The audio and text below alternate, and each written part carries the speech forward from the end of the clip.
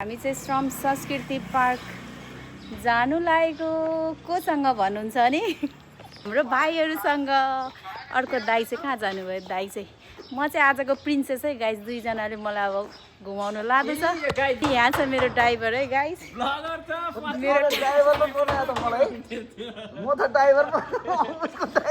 मेरो ड्राइभर हेर्नु होला, always driver, only driver not other. मान्दैन त त्यसो गरौँ न ल, पहिला माथि जाउँ। होस् भरे उता खाजा खाजा झर्ने हो। होस् आफ्नै खर्च आफ्नो आफ्नो तिर्ने नि खाएको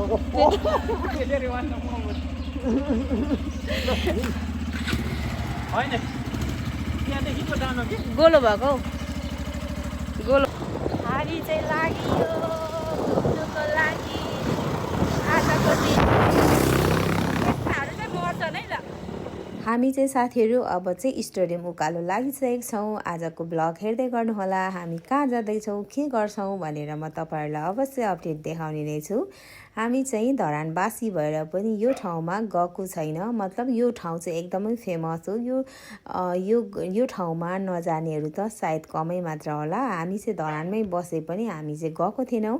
तर आज दाजुभाइहरूसँग हामी चाहिँ सल्लाह गरेर यो ठाउँमा जाने भनेर हिँडिसकेको छौँ। हेर्नु होला साथी, धरानको मौसम आज एकदमै राम्रो, एकदमै सुन्दर, एकदमै शीतल छ। तपाईँहरू पनि कोही आउनुहुन्छ भने आउनुहोला। हामी चाहिँ हाम्रो गन्तव्य स्थानमा आइसकेको छौँ। यो ठाउँको नाम चाहिँ बहुभाषिक पाठशाला भन्दो रहेछ। अनि यो चाहिँ बनेको धेरै भएको छैन। अस्ति आउँदा पनि हामी घुम्न पाएनौँ। यो पटक चाहिँ के हुन्छ हामी सोध्नेछौँ। अनि सोधेपछि के भन्नुहुन्छ थाहा छैन, खुल्ला छ कि छैन हामी पहिला बुझ्नेछौँ। अनि हामी बुझेर यहाँनिर सोद्धा ओर्दा के भन्नुभयो भने तपाईँहरूको आज 3 बजे मात्रै खुल्छ, तपाईँहरू अहिले पस्नु सक्नुहुन्न भनेपछि हामी बाहिरबाट भिडियो यताउता गरेर हामी चाहिँ फर्केको। साथीहरू तपाईँहरू पनि कोही आउनुहुन्छ अथवा यो बहुभाषिक पाठशालामा घुम्न चाहनुहुन्छ भने 3 बजेपछि मात्र आउनुहोला। यसको ओपनिङ टाइम चाहिँ 3 बजे मात्र रे साथीहरू। हामी चाहिँ अनि त्यता बन्द छ, त्यही भएर हामी श्रम संस्कृति पार्क जाने भनेर हामी यता फुस्रे क्याम्पमा आइसकेको छौँ। फुस्रे क्याम्पको लेफ्ट साइड मोडेपछि चाहिँ हामी श्रम संस्कृति पार्क जाने बाटो भेट्नेछौँ। अहिले चाहिँ साथीहरू हामी श्रम संस्कृति पार्क आइपुगेको छौँ। हेर्नु होला, आज पनि सधैँ जस्तो एकदमै भिड छ यो पार्क चाहिँ। किनभने सबैजना बुढापाकादेखि लिएर यङ केटाकेटीदेखि लिएर जवानीसम्मको साथीभाइहरू एकदमै सहज, एकदमै सरल तरिकाले घुम्न सक्नुहुन्छ बिना हिचकिचावट, बिना झन्झट। किनभने जति नै भिड भए पनि त्यस्तो धेरै अप्ठ्यारो खालको छैन, निकै फराकिलो नै छ यो ठाउँहरू। तपाईँहरू गाडीमा बाइकमा जे आए पनि मजाले पार्क गर्न सक्नुहुन्छ। स्पेसली बाइकमा आउनुभयो भने चाहिँ अझै सहज हुनेछ। अनि कारहरू, ठुलो ठुलो गाडीहरूमा आउनुभयो भने चाहिँ तपाईँहरूले अलिक पर नै पार्क गर्न सक्नुहुन्छ। हामी चाहिँ यहाँ अहिले पुगिसकेको छौँ साथीहरू। अब पुगेर हामी तपाईँहरूलाई श्रम संस्कृति पार्कभित्र के हुन्छ, कस्तो कस्तो माहौल छ भनेर म तपाईँहरूलाई अवश्य देखाउने नै छु। हेर्दै गर्नुहोला। मेरो सानोतिनो मिनी ब्लगर सम्झेर तपाईँहरूले सपोर्ट अनि साथ दिनुहोला। दाइ र भाइसँग चाहिँ हामीहरू यहाँ घुम्दैछौँ। घुम्दै अब के हुन्छ तपाईँहरूलाई देखाउने छु। यहाँ चाहिँ भित्र हामी छिरिसकेको छौँ। यहाँ छिरेपछि गाइने दाइहरू साइडमा बस्नुहुन्छ, उहाँहरू गीत गाउँदै हुन्छ। तपाईँहरूलाई एकदमै आनन्दमय फिल हुनेछ।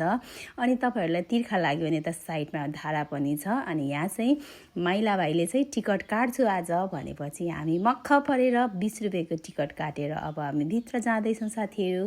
भित्र के कस्तो हुन्छ फेरि पनि देखाउने छु। पहिला पनि तपाईँहरूलाई मैले श्रम संस्कृतिको ब्लगहरू त देखिसकेको, तर पनि अहिले नयाँ केही अपडेट भइसकेको छ। यो ठाउँमा धेरै कुराहरू एड भइसकेको छ। त्यही भएर तपाईँहरूलाई आज फेरि श्रम संस्कृति पार्क घुमाउन ल्याइसकेको छु। हेरिदिनु होला। हेर्नु न साथीहरू, कति धेरै भिड छ कि। श्रम संस्कृति एकदमै धरानको लागि फेमस, एकदमै धेरै सुइटेबल छ। तपाईँहरू फ्यामिलीहरूसँग घुम्न चाहनुहुन्छ भने, आउन चाहनुहुन्छ भने एकदमै रमाइलो ठाउँ छ है साथीहरू। हेर्दै गर्नुहोला।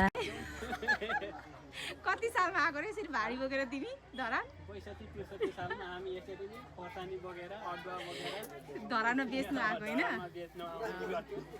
त्यही भएर यस्तो दुःख बिर्सिनु हुँदैन।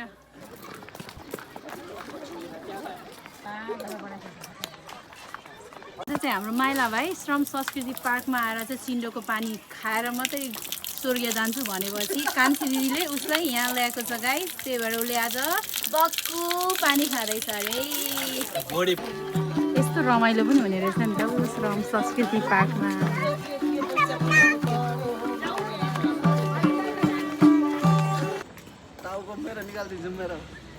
तपाईँहरूलाई फोटो खिच्नु मन लाग्यो भने आफू गएर उभिनु पर्ने रहेछ।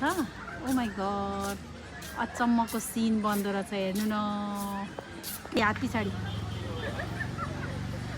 हात पछाडि अब सेम टु सेम देखिँदो रहेछ। ओ माई गड बसेर होइन आफ्नो बडी चाहिँ त्यसमा राखेर त्यस पछाडि टाउको चाहिँ देखाएपछि सेम तपाईँहरू चाहिँ यो ढुङ्गा उचाल्ने मान्छे श्रम संस्कृतिको लुगा लाएर उभिएको मान्छे जस्तै देखिन्छ। यसरी चाहिँ पाइप बोक्नुपर्छ अरे। त्यहाँ म चाहिँ छुटेको छु है। कतादेखि आएको हौ अम्मै? चिन्यो मलाई चिन्यो। तिमी हड्का साम्पाङ पार्कमा के गर्दैछौ? आऊ यता आऊ। अम्मै कति गुड बोय हो तिमी, कति गुड बोय हौ। आहा पुच्छर हल्लाउँछौ कसको डग हो यस्तो क्युट। आऊ जाम हामीलाई हड्का साम्पाङ पार्क घुमाइदेऊ न त। आऊ काम काम काम लेट्स गो लेट्स गो। आऊ मेरो टाँगे चाहिँ नखाऊ है। श्रम सांस्कृतिक पार्क घुमेर सक्यो दाजु म बाई। भाइ त साह्रै लजानु हुनुहुन्छ। कसै एउटा खाएर बिरामी हुने बानी रहेछ भाइको चाहिँ। कसैलाई यसो ज्वाइँको खाँचो छ भने यसो खाएर यसो बिरामी हुने ज्वाइँ चाहिँ यहाँ छ गाइस। यहाँ दिपक दाजु हुनुहुन्छ हामीलाई घुमाउनु ल्याउनु भएर एकदमै आज हिरो फिल हुनुभएको छ अरे। अब हामी त अर्काकोमा खाने अर्काले किनिदियो भने खाने। माइला र म त त्यही हो। ए माइलाले पो तिरेको त पैसा त। दाजुलाई पनि एउटा भाउजू खोइ छैन। दाजुको चाहिँ के भने अब उसले घुमायो हामीलाई खुवायो भने भाउजू खोज्दै भन्छ होइन गाइस। अब भाउजू कहाँ पाउने। अब दाइको हालत छ यस्तो डुल्नु मात्रै खोज्नुहुन्छ टाइम दिनुहुन्न अनि भाउजूले छोड्नुहुन्छ। त्यही भएर नखोजिदिएको। आजको लागि यति नै। हामी चाहिँ अब सक्यौँ घुमेर।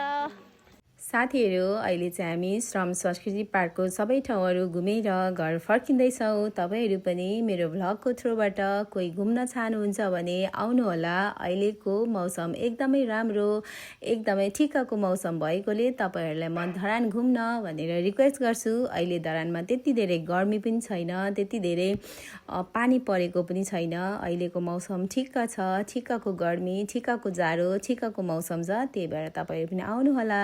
Thank you so much for watching me and you don't forget to subscribe my channel. Love you all. See you in next vlog. Bye bye.